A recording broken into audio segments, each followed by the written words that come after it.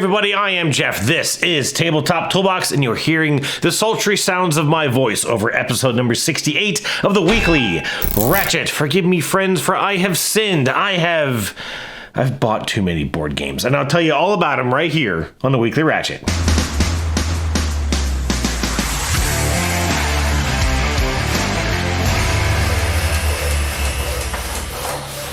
Hello there, everyone. Welcome back to the Weekly Ratchet. As always, I hope you've had a fantastic week of getting to play some games with family and or friends. I only got to do a little bit of that this week. However, as I mentioned in the previous episode, my wife and I went out of town the middle of this past week, went down to Asheville, North Carolina to visit my parents, then drove what turned out to be a longer drive than I expected over to Charlotte, North Carolina to go to Carowinds Amusement Park. This is something that my employer gives us tickets to do every year. We get to go to a park.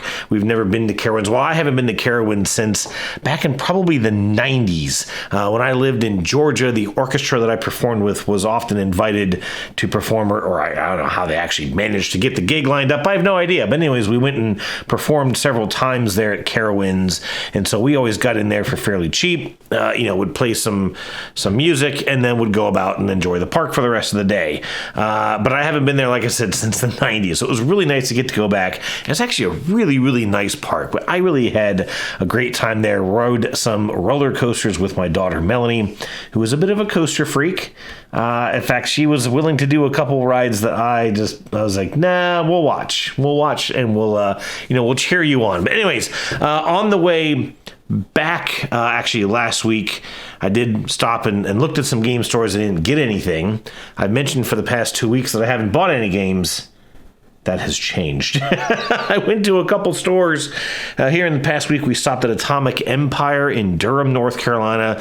We went to a little store in Charlotte that actually was holding a game for me that I did not ask them to hold. So I'll share that here in a moment. And then we stopped at Boardwalk in Greenville, South Carolina, one of my favorite stores. They have a real nice used game selection, although this time it was a little lacking, but they still have a big inventory.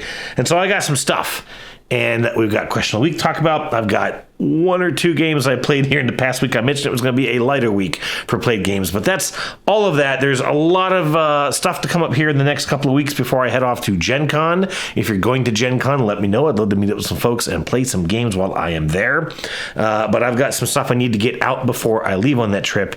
I did get some scripts written in the past week, so there's going to be a lot of filming here in the next week. But enough about all of that. Let's go ahead and show you some of these games I picked up.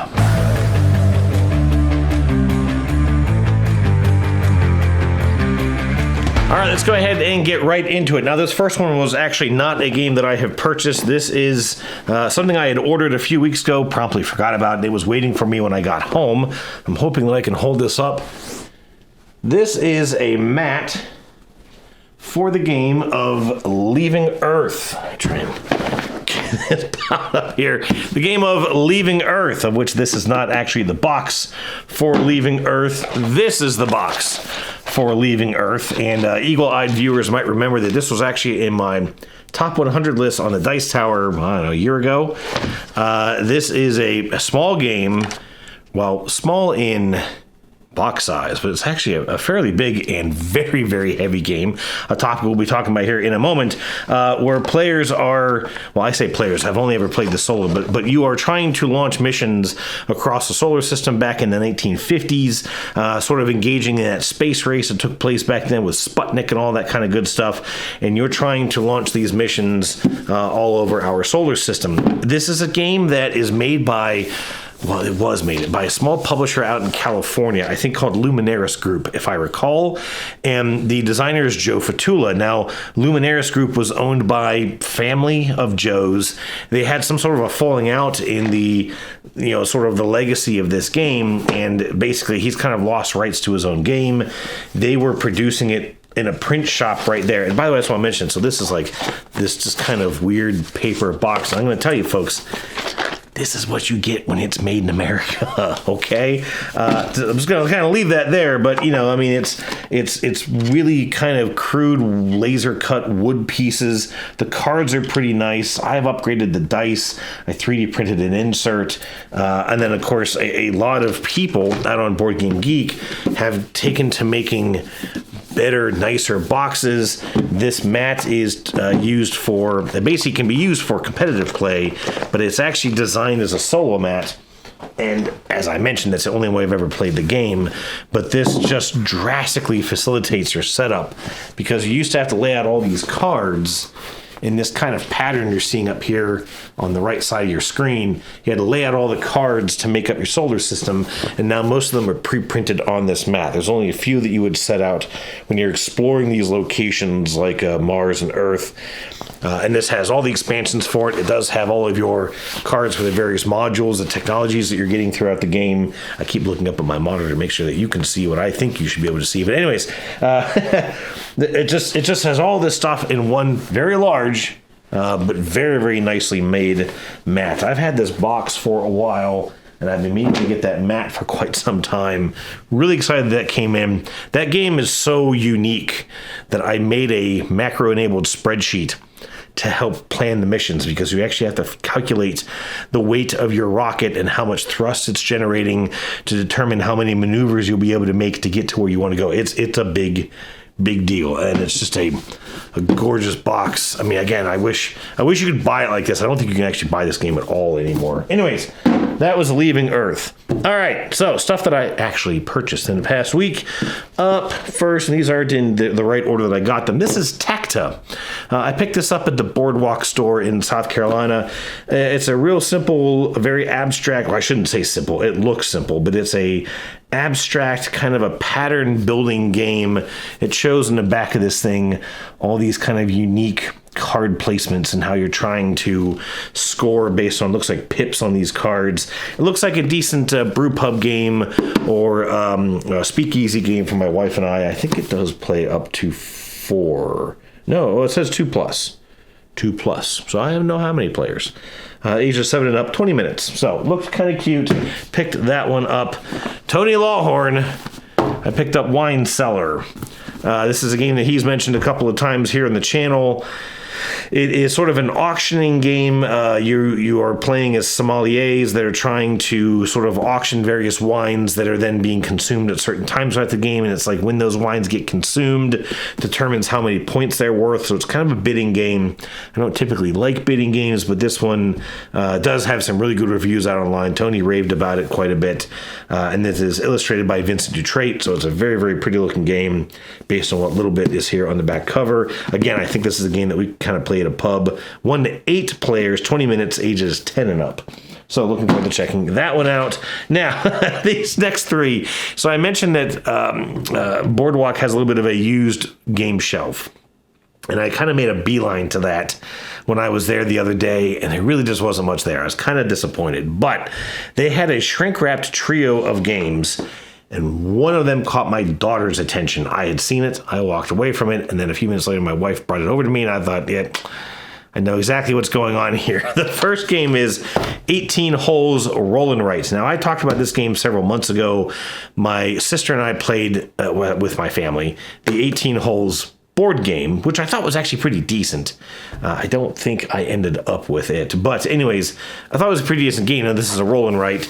I have zero interest in this, except for that it came as this 3-pack. So, I don't know. We'll see if we ever get around to it. It's 18 Holes Course Architect, a roll and write game. I don't know. We'll see. Don't have high hopes. The next one, which I have literally never heard of, is Tavarua. Tavarua? No idea. This is from Cody Miller. It is a surfing game. I mean, it looks like a nice cover. It looks pretty neat. It's even numbered. 422 of 600. This was a Kickstarter, and apparently this is the Kickstarter edition, as it said on the little tag on the used games. It's simultaneous play. I don't know anything about it.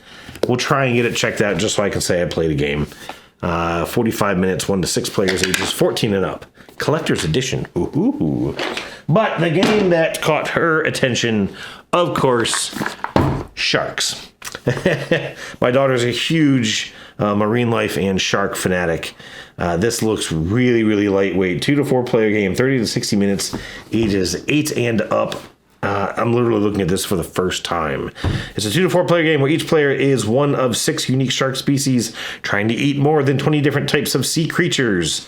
Eat a varied diet while avoiding ocean pollution, rival sharks, and a boat. I don't know. I don't think this was a Kickstarter. I just realized the box is dinged up here a little bit, but that's fine. Whatever. If she gets one plate of this, I think the whole set cost me $30. So if she gets 1 or 2 plates of this, it'll be money well spent, right? That was Sharks. Okay, while we were at Atomic Empire, I picked up the Heat Tunnel Vision expansion. I actually heard, I think it was from our friend Jeremy Brooks, that he wasn't too thrilled with the Tunnel Vision. I kind of have everything for Heat, so I kind of had to keep that going. You know, the curse of being a collector. But I do like the fact it comes with like a purple player, pieces. So, you know, my wife likes to play a lot of times as the purple player. So we do need to break Heat back out. I also have the Heavy Rain expansion, which I don't think I've even unpacked into the base Heat box. It's still sitting down here. So this is the next one to get added in. Tunnel Vision. We also picked up while we were there, let me shift these boxes around ever so slightly. I got the Scoville 2nd edition game. This is from Trick or Treat Games. They got the rights to this game from Tasty Minstrel Games, which of course has gone out of business. I already have Scoville. I have everything for Scoville. And I don't know why I bought this, but I don't know. Again, kind of from a collector standpoint, I wanted to have this. It comes with a solo mode that I kind of wanted to look into. It is some slightly improved components, a nicer sort of overall design of the game. I didn't notice any major changes in the rules as I looked through it. I was hesitant on buying this because I didn't think it included the lab expansion, which came out from Tasty Minstrel Games, which again, I have for the original Scoville. However, my friends Katie and Greg told me that it actually does have a lab expansion. It doesn't tell you anywhere on the box. In fact, it's listed as a variant in the rulebook, but all the components for it are included in this box. So, like I said, this was kind of like almost like a guilty pleasure type of purchase, but I don't know. I like Scoville. It's a really unique game. It's a very, very unique theme. And I am looking forward to another game with art from Vincent Dutrait. But I'm looking forward to checking out the 2nd edition of Scoville. Okay, here's the big one, folks. I went on a mission this past week to look for this game. Finally found a store that had it outside of Charlotte. I messaged them on our way to Carowinds, and they said, yeah, actually, we do have a copy. I said, okay, so I'll try and swing in this evening if the family is willing to go anywhere after we leave the park, probably smelling righteous. And I got there and they were actually holding it for me. I went ahead and I caved, folks, and I picked up Civolution. Daniel wants to play this game. I'm hoping we'll get to check this out fairly soon. And I think I talked about this last week. There is a bot for this game, and the BGRME, or is BDGM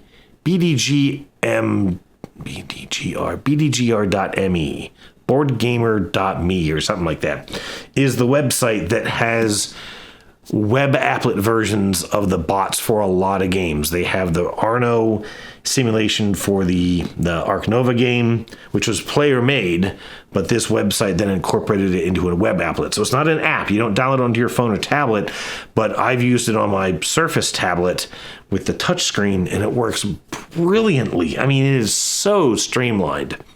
And I read online that is also, or that the bot for Civolution is implemented into that website as well. And same thing, is just very, very easy to use. So we will see. I mentioned this, I think, in the last episode.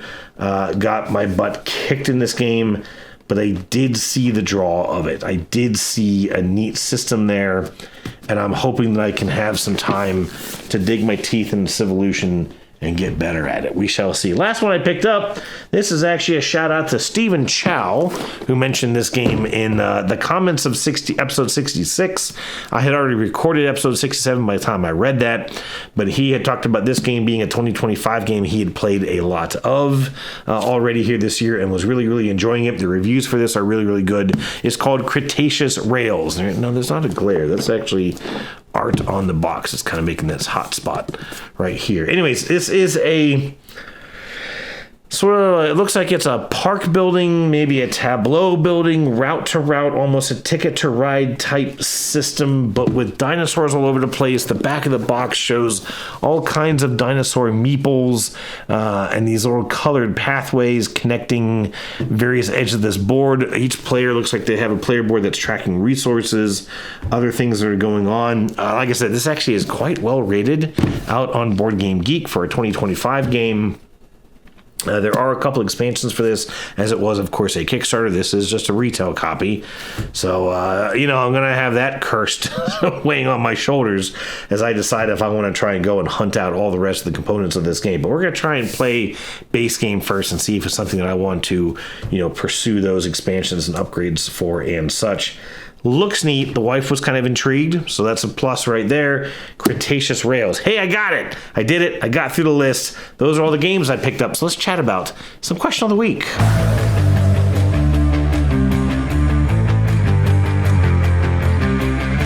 All right, last week I thought this episode was going to be a bit on the short side with that long list of games to get through. It may actually not be, but that's okay. I asked you to tell me a little bit about your thoughts on what makes a game heavy or light, kind of what conditions do you look at in a board game to assign those monikers, if you will, of being a lightweight or a heavyweight game? And we got a wide variety of answers here, so let's go ahead and get into them. Up first was Wonderflonium, who said the weight of a game for him comes down to the number of choices he has on his turn multiplied by the difficulty in determining the optimal choice. I thought that was a very interesting formulaic approach to this question, right? Number of decisions multiplied by complexity of those decisions. And I think that really does kind of sum it up pretty well. It's how many things do I get to do on my turn, and how hard is it for me to weigh through those different decisions. And of course, you can very quickly, you can easily find games where you have very little decision space. I'm just going to move a marker there. Or I'm going to, roll a die and see what happens, versus a Vital Lacerda type game where you've got dozens of options with all kinds of branching decisions, and it can get really, really complicated really quick. So I think, again, that's a pretty straightforward way of looking at it. Teshra mentioned a few aspects of the game that could implicate heaviness in a game for him, such as how long it takes to set up the game and how much AP, or analysis paralysis, it causes him during a playthrough. He mentioned Unconscious Mind and Unsettled as games that provide one of both of these examples. And sort of more on that theme, right? But you're kind of looking at some specifics of it. But yeah, this idea of how difficult is it to get through my decisions? How much do I have to kind of sit here and crunch what has to happen? Now, the other aspect there of setup is if it's a very complicated game to set up, maybe it's a more heavy game. And that's kind of an interesting take to it. I can certainly think of some examples that maybe aren't that case. I mean, I remember what's the marble racing game? It's not a marble racing game, but it is the Fireball Mountain. That's what it is. Fireball Mountain, where you kind of set up all these little pieces and get all these marbles precariously balanced all over the place. It's a decent amount of setup, but a very, very lightweight game. So, and that shouldn't even be surprising, right? There's always going to be games that kind of break the rules just because of how many options are out there. But still, I think that's a pretty interesting take on it. Rentless said that for him, quite simply, anything that takes longer than 60 minutes to play is a heavy game by his definition. I read that, I typed it in my notes here, and I thought, okay, Rentless is someone who doesn't like long games. And I wonder if it's really, like, in your mind, do you think, oh, this game is hard? Or are you just bored of it at that point, right? Like, I've been doing this too long, I don't want to do it anymore. So maybe it's not necessarily heavy, but it's just, I don't want to play a long game. And maybe that's kind of the description that you give to it. I don't know. It was kind of interesting food for thought. Yukon Zach said he considers light games to be those where there are decisions to make, but often with simple actions on a turn, like simply choosing a single card to play. He said weight tends to come into play when there are resources to manage, asymmetrical powers, and multiple actions to take. So yeah, again, more of that, different facets of a game that make it more complicated, having a lot of decisions to make, having a lot of things to think about, and weighing those different decisions. Some topics we're kind of seeing here. in general already. Jeremy Brooks said that more often than not, the space a game consumes on the table can provide some insight into its difficulty, as often big table hogging games will deter newer or inexperienced players from sitting down to the game. He also mentioned Forced Shuffle, which is a fairly simple game in terms of decision space, but can eventually take up a lot of physical space as the player grows their tableau. That's a really interesting observation, and I've seen that before myself. You're sitting there with this just big sprawling game on the table, and someone walks over and says, "Oh my God, what is this? This is crazy complicated." And you're like, actually, not really. It's just taking up a lot of space. I can't think of any examples off the top of my head. But actually, I can't think of one. Mosaic is a game Dana and I have talked about it. Mosaic also has a really big box. That's another facet, right? If you go and slap a big box on the table, people are going to go like, "Oh my God, no, don't want anything to do with this." Whereas you pull out something like Forced Shuffle and like, oh, that could be really cute. And the thing with Forced Shuffle is that there's actually a lot of things to track, right? That is a symbol-heavy game. Each of those cards that you're playing has different scoring criteria that card wants you to meet. And so if you've got a wide diversity of cards in front of you, there's a lot of different goals that you're trying to work towards. And so it can actually get to be very heavy for you, just in how you build your tableau. Now, if you get lucky and you manage to play, and I remember all the rules of that game, but I believe you can score the same type of card multiple times. You may actually not be able to. I can't quite recall. But, again, you can make that game more heavy. You're right, it does start to take up a lot of space. But your entire decision is, do I play a card from my hand or add a card to my hand? That's it. And so, yeah, that size of space of game on the table, the size of the box, and Mosaic being one of those games where there is a huge physical box edition, the Colossal Edition or whatever it's called, and there is a little retail edition. The game itself takes a bit to set up, to Teshra's comments earlier, but the decision space is actually pretty simple. You got like 6 actions that you can take on your turn. You pick when you do it. Most of your turns are very, very, very snappy. I'm going to just take this card. That's it. Or I'm going to play this card. That's it. That kind of stuff. And a lot of people see that big box and they go, "Oh, no, I don't want anything to do with this." And you go, actually, it's really, really simple. We joked about we should carry the retail box to game days, and goes, "Oh yeah, I'll play that. Oh, you want to play this? Everyone? Oh, okay, good." Swapsies and pull out that real big box. We're gonna play this edition of it, but don't worry, it's literally still the same game. It's just deluxified. Anyways, I did think that was an interesting take on it. CR Poll suggested that a game where the outcome is determined by luck is a lightweight game, or if a game can be played by a younger child without assistance, or if it is limited in terms of options and or scope, those games he would consider to be light as well. He said games with story, games where AP can become a problem, or games longer than 2 hours are, in his opinion, heavy. And I think, CR Poll, you really kind of hit the nail on the head with just how many different facets can come into play here. Now, we did start to see, again, discussion on how long the game is. If there's a lot of analysis paralysis, we're just sort of pouring over those thoughts. I talked about it in my review of the Deep Shelf game, that this is one of those few games where it just brings my brain processing power to a crawl. Like, I cannot figure out the optimal path across the actions that I have, which there really aren't that many, but the fact that one of those actions gets locked out for 2 turns just really makes me bog down. And I just get stuck. I just feel like a car spinning tires in the mud. And that's where my AP just hits me so hard in that particular game. But games with story, I can kind of see that either way. But you talked about, again, having a lot of options, having a lot of scope. If it can be played by younger kids, it's probably lightweight. And I've had parents say, "Oh, my kid plays Terraforming Mars and they're 7." And I'm like, no, they don't. Maybe they move the stuff around. Maybe they're playing things and spending, but I cannot imagine a younger child grasping all of the intricacies of a game like Terraforming Mars and being able to effectively play it and compete at a level with adults, especially experienced adults. They're going through the motions, but they're not playing the game. Anyways, all of these are really interesting answers, and I thought this was a very interesting topic to get into. For me, I do think that it has to do with not just having a breadth of options. I think if a game has you planning in advance, and I think if a game has you going, well, hey, look, if I stack my actions in this way, I can get something done. But if I stack them in a different way, if I rearrange the steps that I'm thinking of, literally over 5 or 6 different turns, if I reorganize those steps, I can suddenly get much more done, or do it with less resources, or come out of it with more resources left in storage. Those are the games that, to me, get to feel a little heavy in a way that I really, really enjoy. And there were some folks here who, made it very clear that they like heavy games, or that they did not like heavy or long games. and I thought that was all really very interesting. And again, there's nothing wrong with that. It's not to say that heavy games are good and light games are bad.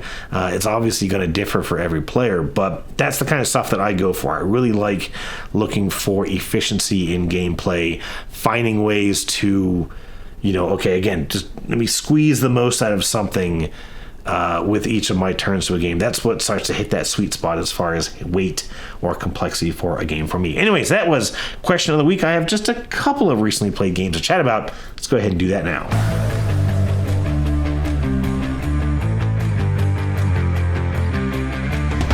All right, I got to play just a couple games here in the past week. Some of these you've heard of, and of course I will gloss over them. The one I want to mention first, I actually played last weekend, and I think I forgot to mention it in the previous Ratchet episode, but my wife and I stopped at a brewery on the way home from dropping our daughter off in Asheville last weekend, and we had some dinner, and then we played a game of Seaside. And I've talked about this one now a couple of times. I thought I had bought this game when I basically bought the wrong game. Then I finally got my copy of Seaside from the Origins Game Fair. Anyways, this is a token drafting game. You have this little bag, and I've misplaced the game somewhere. I'm thinking it might actually be buried in her SUV somewhere. But anyways, you have this little bag of wooden tokens. They're two-sided, and you're going to remove a certain number of these based on the player count, and then play with however many are left. You're going to draw these tokens out of the bag. You're going to pick one side of them to sort of activate, and then you'll do an action based on whichever side of that token that you choose. Most of those tokens, and there's crabs, shells, and like these little arthropods or little insects, and they just stay in the middle of the table, and you immediately take another turn. So you're constantly kind of filling up this area in the middle of the table, and then eventually you're going to get a token that doesn't have a side that goes out in the middle of the table, or maybe you just don't want to activate that side. And then you've got rocks, you've got a bird, a pelican of some sort, you've got waves, you've got a beach, and there might be one other that will then activate. And depending on which side that you pick, whichever token you get, you'll do certain things, sometimes involving those tokens in the middle of the table. And we started to kind of play a couple rounds, and okay, I got a beach and I took a shell, and then my wife played a rock and she does nothing, and then she plays the next rock and she takes a crab. Okay, and then I play another beach. Now I get 2 shells. We're like, what are we doing? Obviously the point at the end of that game is to have as many tokens as you can. At least we think, because again, it's got one of those rule books that doesn't really seem to clarify the rules very well. But it then quickly kind of became evident to me that really what you're supposed to be doing, as much as I can tell, is try to play as many turns where you're just stacking up components in the middle of the table. There's a ton of bugs out there. Now what I really, really want is to draw a pelican and be able to take all those bugs, right? Or maybe I want a whole bunch of shells after I've maybe I already have a couple of beaches. Now I want to get a bunch of shells in there so I can play another beach and pick up a whole bunch of shells. And there's something on the box that said, it's a push your luck game. And I'm like, where's the push your luck? I guess if I eventually end up with a token that just doesn't let me take any of those things, okay, well, now I left a whole bunch of that stuff out for my wife to take. Maybe that's the idea. And I kind of get it, but the thing was, in a 2-player game, obviously, which we played at, you remove so many tokens from the bag at the beginning of the game that there weren't that many left in the bag. And so we barely got just a couple of turns each, and then the bag was empty, and that was the end of the game. And so I almost kind of wonder if maybe how it would actually be more fun at a 2-player game is just play with the entire bag. Yeah, you're going to have some huge stacks of tokens at the end of the game. You're going to be stealing stuff back and forth from your other player, and that might make it a little more interesting, but I still don't really feel like, again, this whole discussion of lightweight and heavyweight, I didn't feel like there was anything there that really made me feel like I was really much in charge of anything. I was just kind of waiting until I could do something interesting, and then that was my turn. So I don't know. I was kind of left a little disappointed by that one. Seaside, but we'll see. I'll try and give it another go when I can. Over this past week of travel, I have played probably a dozen games of Palm Island. This is a 1 to 2 player game, although I've only ever played it solo. I think it was kind of billed as a solo game, with the whole idea being, and I actually, now that I think about it, I don't think the actual game is in here. Nope. No, the game is in a little wallet at the house, but that's okay. I can still kind of demonstrate, because the whole premise of this is that you have these cards that are sort of four-ended, all right? So you've got the top and bottom do different things. If you flip the card right side up, upside down, and then you flip the card over, and same thing. You've got tops and bottoms of the card to do certain things. And so I'm going to come in here a ways, and here is a quarry card, which at the top is nothing. There's nothing up there. I realize you can't really see this too well, but there's nothing at the top of that card. But it says that if I have 2 wood that I can spend, then I can do something with that quarry card. So if I have this hand of cards and I have the quarry on top and I look behind it, well, there's a logger card. And it says that for free, I can tap this card to the side, and now I have a little piece of wood sticking out here in the side of this card, which I can then tuck behind it, and I still have the quarry in front because you can activate the top, either of the top 2 cards. Now I have 1 wood sticking out, and I still have the quarry on top. Well, the next card, because I didn't shuffle this correctly, is another logger card. So I can take that wood. Same thing, I can activate it as it's the second card. I stick it sideways, and I have 2 pieces of wood. And the quarry says that if I spend 2 pieces of wood, I can flip the card. So I take the card, I spin it upside down, I put it in the back of my hand. To do that cost me the 2 wood, which I simply do by standing those 2 pieces of wood back up. Now I have those 2 logs are in the back with the quarry card that has been flipped over. Now the quarry card now has a piece of stone on top. So the next time I get to this card, it has now been upgraded. Now I can tap it 90 degrees, and I have this stone that I can use for future construction upgrades. So here I have another log card. I can turn it sideways to have a wood. Here's a canoe house, which gives me a fish. I put that fish sideways. There's another canoe house. Again, I didn't shuffle these cards. And it says if I spend a fish, I can either rotate the card or flip the card. Both will give me slightly different versions of an upgrade. I can take it and I can flip it this direction. Now when I come back to this card, it has a wood and a fish, which again, I can tap to have those resources. And that's the whole game, in that you're upgrading these cards, but of course not all of them are resource cards. You have temples, which you upgrade, and each upgrade, of course, is more expensive, but then they become, they get a point value as you go through them. There are residence cards, which again, you upgrade the residence cards. There's no concept really of population, but as you upgrade the residences, they become worth points. And then what the game has is a bunch of different cards, and almost kind of like a stack of achievement cards. And it tells you to kind of unlock them in something of an order. And so you can, the first card was, okay, if you can score 30 points, you unlock this card.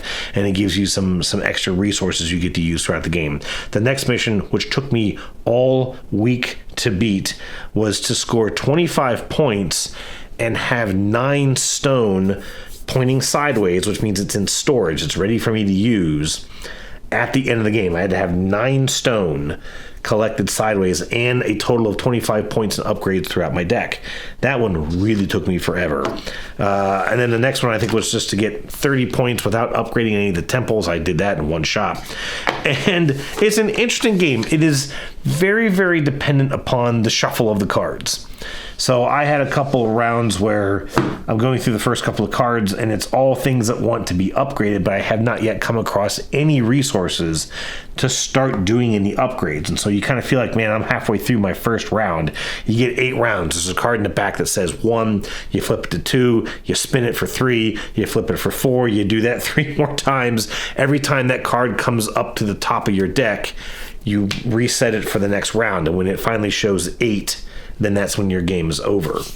And so there were a couple I got through the first round, and I'm like, I've done literally nothing. And I would just real quick reset, reshuffle, and start all over again. And it was funny because my wife was doing a lot of driving. She loves driving her new truck. And she was like, you're just constantly playing that game. And I'm like, it's really pushing me off. I can't beat this thing. But on the same token, it kept me very occupied for many, many hours of travel. So I'm kind of glad that I had this. I've had this for a long time.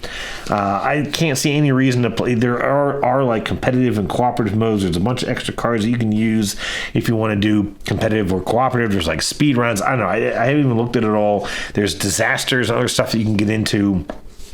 For me, it's just a very relaxing... fairly relaxing. I say it's relaxing. It's a little annoying from time to time, but a very simple, obviously a game I can sit just on the highway, one hand. I don't need any table. It all just plays in your hand. Helps if you have some slightly bigger fingers, I'll say that much. But anyways, just something that's kept me amused for the past week, Palm Island. We played one game with my parents of Cockroach Poker. My daughter just loves this card, or loves this game, and I love the fact that it was very, very easy to teach to my parents. We basically just sampled a round or two in front of them. So I had to remind my mom that, okay, yes, when you score the card, it is now your turn. You have to now play. She kind of just kept, sitting there waiting for someone else to do something. But other than that, we had a lot of fun playing this. They very quickly got to see that, you're lying to me, and you flip the card over and realize that they weren't lying to you, and damn it, now you got to score that card. And so that's a lot of what this game is I think you're telling the truth. Damn it. Yeah, okay, fine, I'm coming back for you later. Like, it's just funny. It's entertaining. We're all laughing. Those reactions are just very, just surprising, I guess, in their way, and they always just kind of make people chuckle. Just a great game, Cockroach Poker. We also did play, while we were sitting there at my parents' place, just my wife and daughter and I played another game of Bomb Busters. I won't talk about this one, except for that it did just receive the Spiel des Jahres award. So, if you've heard me talk a bunch about this game and you've been on the fence about it, you might want to grab it as soon as you possibly can, because my guess is it's going to go out of stock pretty quick. They'll make more of it. A Spiel des Jahres winner never goes permanently out of print. But anyways, I was pretty surprised. Actually, I shouldn't say I was surprised to see it. I guess I didn't even know it was in the running, to be honest with you. I don't follow that stuff really. But kudos, obviously, to Pegasus Spiele and the whole team there for a Spiel des Jahres win with Bomb Busters. The last game I will talk about, which I actually played almost a week ago, so I'm a little fuzzy on some of the details, but my wife and I sat down to play Wondrous Creatures. I didn't bring over all the expansion boxes, but we played with all the expansions. Now, let me try and sum this up. I must make sure it's right side up, because the back of the box is not, Greg. Ha! Anyways, this is a very, very similar game to that of, not Wingspan, of Everdell. You've got a board out in front of you that's hex-based, and it does change size based on player count. So obviously we were playing this at 2-player, and you've got these workers, and you're going to lay workers across this board. Now, there are plains spaces that you can play on easily, and then there are mountain spaces, which just cost you a resource if you use them. And I think throughout the entire game, I used a mountain space once, and my wife, I don't think ever. No, I think she used it once as well. I think we each used a mountain space one time. But those are the only types of environments you place your workers on. There are all types of other environments that are biomes or habitats for these wondrous creatures, and they will give you the resource. So there are 4 resource types: fruit, coral. I'm not going to remember them. Nope, I thought I could do it. I don't think I can do it. Flowers, and I cannot remember the 4th off the top of my head. Can I see it on a player board? Fruit, coral, flowers, and what's the bottom one? It's purple. Damn it, I don't remember. Oh, mushrooms. Ha! I remembered. And so if you place a worker next to one of those environments, you can either take that resource, or there's a market of cards across the top of the main board, and there's a resource type on each side of that card, and if the resource type of that card matches a resource that your worker is adjacent to, you can take the card. So again, you can take the resource or take the card when you make that decision. And then one of the other things you would do on your turn, of course, is play one of your cards. And there are endgame scoring cards, there's instant effect cards, there are sort of like engine building cards, there are these energy cards that you basically expend an energy to do what that card lets you do. Once the energy is gone, that card's kind of dead, although there are ways to recharge cards, etc., etc., etc., etc. A lot of the game is the instant effects. I'm just going to do this. I get an instantaneous effect. Maybe I get more resources. Maybe I trigger something. Maybe I just get some points. Maybe I get eggs. There are these slots across the top of your player board. We're going to collect these egg tokens. You can only have, I believe, 12 throughout the entire game. There's this idea that the eggs hatch, they flip over, and that's usually being used to unlock various things. One of the expansions are these monstrous beasts.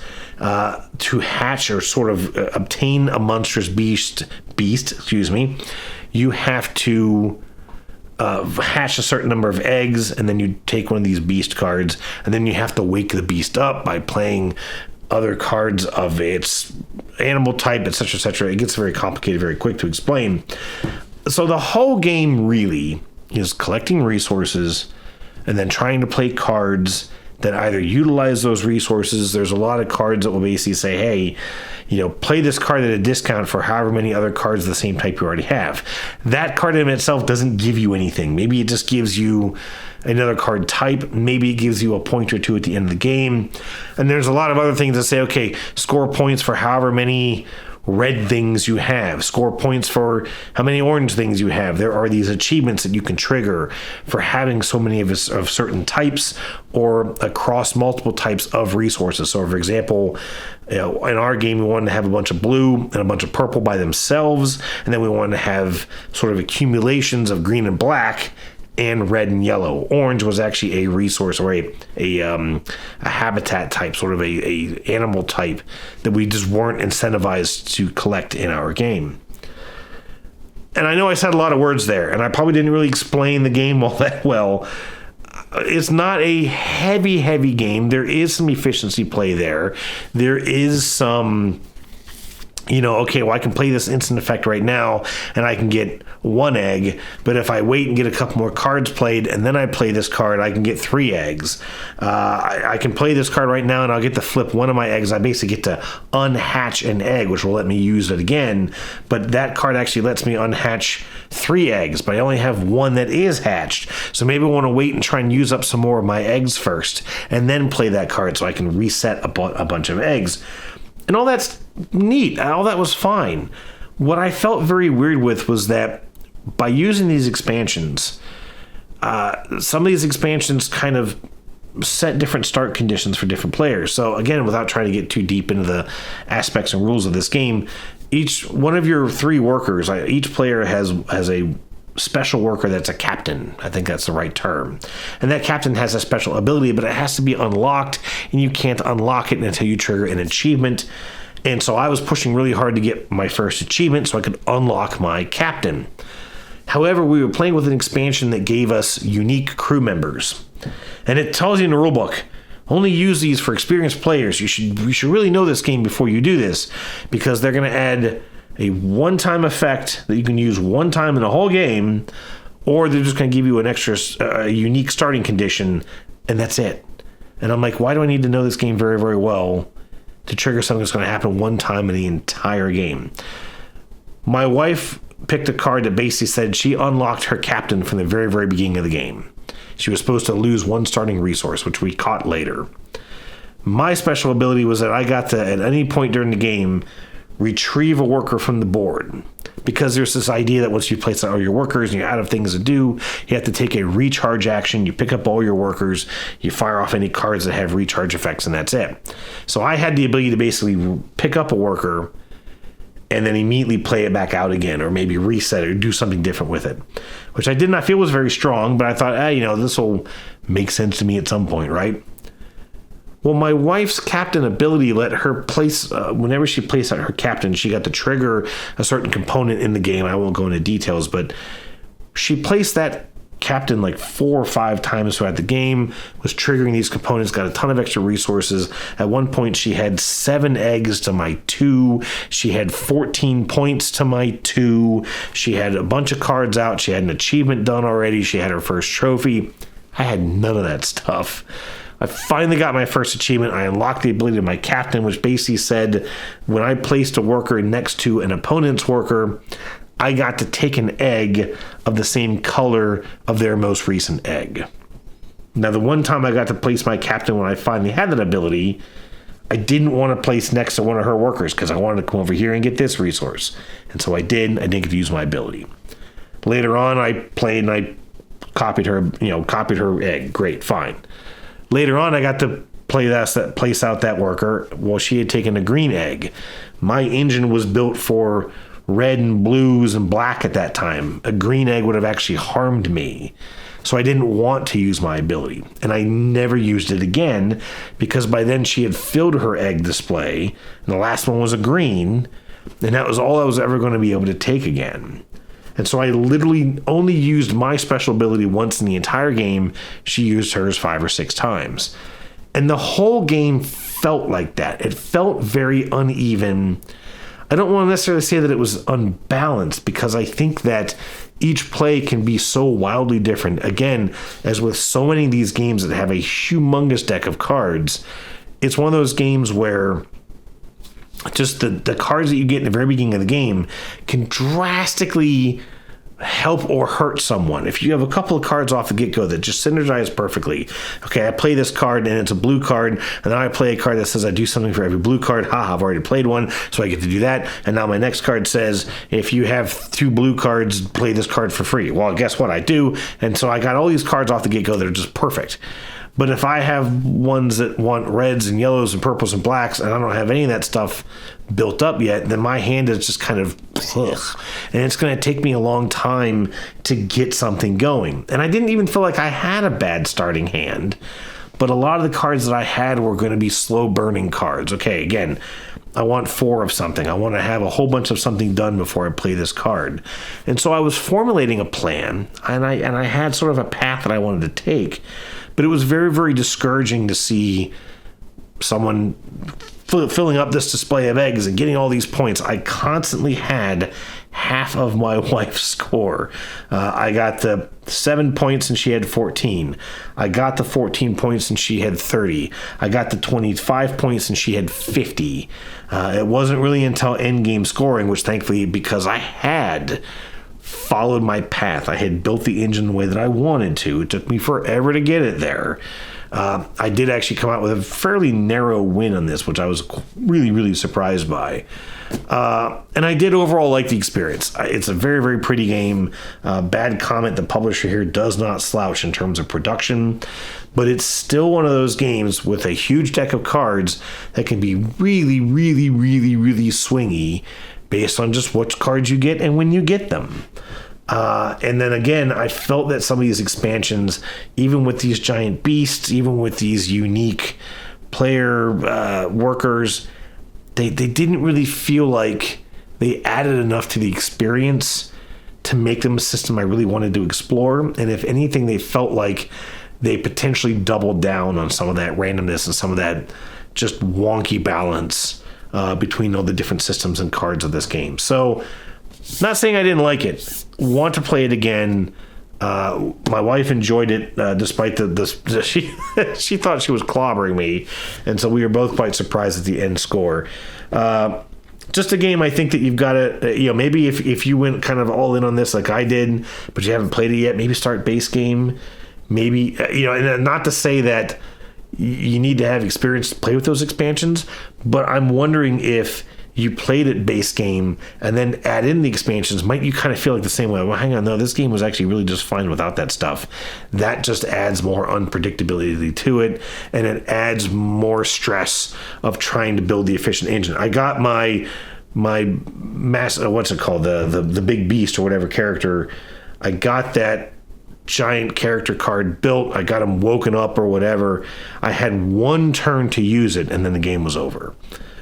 And I felt like I had taken a good pacing through the game. I felt like it was kind of all last minute coming together. So I don't know. I don't know if I just needed a more lucky draw to have that strong start that my wife did. I don't know if because she just had that boss unlocked, and a couple of other cards that we saw for those captain cards, I should say, not boss, but the captain. There's a lot of variability in terms of usefulness at different player counts. So again, for mine having to be played next to an opponent's worker, I only had one opponent. And so there wasn't always going to be a spot that I could go to to get that benefit. I was going to have to possibly play suboptimally. Okay, I'm going to go here and get these resources that I don't really need just so I can trigger the ability of my captain. That's not great. Whereas hers was just anytime you play that character, you get that ability. And that's a far stronger thing to have in a 2-player game. In a 4-player game, it probably wouldn't have mattered.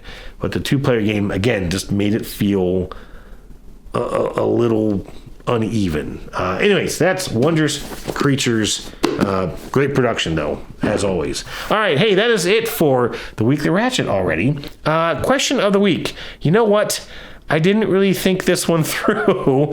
I was thinking of something, actually, while my wife and I were traveling last week, and I haven't quite perfected the thoughts. Let me see if I can kind of ad hoc this one. I'm curious what you look for when you come to YouTube and you're looking for content in terms of board gaming. Are you looking for reviews? Are you looking for unboxings? What type of YouTube content do you most consume, and are you most looking for? Wait, hang on just a second. Hey folks, it's Today Me. You've been watching, Yesterday Me, and Yesterday Me slept and was laying in bed for a moment last night, and it suddenly kind of all came back to me. Anyway, here was the conversation. I was actually chatting with my wife, who I know was wholly engaged in the conversation, about the fact that I did a Voidfall review out on the Dice Tower a year or so ago. And I just checked. That video has 15,000 views. However, no pun included, Efka, the sort of main talent there on No Pun Included, also did a video about Voidfall, and that video has, again I just checked, 141,000 views, almost 10 times as many views as my Voidfall video, while No Pun Included as a channel has less than a third as many subscribers as the Dice Tower channel. And I was just kind of chatting about it. This wasn't a, oh, no one likes my videos type thing. It was just an interesting conversation. And it made me wonder, and I literally stopped mid-sentence. I was like, it's actually an interesting topic for question of the week.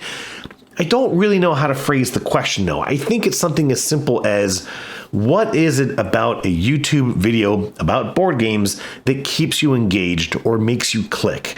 Is there something in the thumbnail? In his video, in his thumbnail, he was kind of like wearing a silly hat.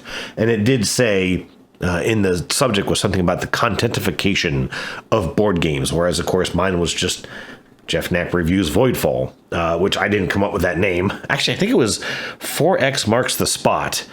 I think was actually what we went with the title of that one. I actually did kind of participate in that title. I wanted to say something about, let's talk about X Baby, which I think would have done really, really well. But, it's a family show, so they didn't go that route. Anyways, someday I'm going to use that title. It might even be with Civolution. I'm not sure. Anyway, that's the thing I wanted to chat about. I'm just kind of curious, what is it that, sort of draws people in and keeps people engaged in a video? The thing with the Dice Tower stuff is I'm not a regular. People don't know my name on that channel. So it might just be that if they see that name, they think, I don't know who that is. I'm not going to click on it. I don't really know, but I'm curious. Again, what sort of draws you in and keeps you into a video? Is there something about the thumbnail, the title? Because I would love to find that sweet spot. Obviously, I think any content creator would. And I just think it's surprising. Obviously, that algorithm worked in a neat way to make that video 10 times as successful as the Dice Tower video. Anyways, hey, folks. That's it for question of the week. That's it for episode number 68. And I think Today Me will just go ahead and close out the show because Yesterday Me was getting a little tongue-tied at the end of that video anyway. So I'm going to go ahead and wrap this up now. Thanks, folks, for watching. Thanks for your comments. Thanks for your participation as always. And I will chat with you guys next week. I don't know what we're going to do for episode 69. Let's come back to that later, folks. Cheers.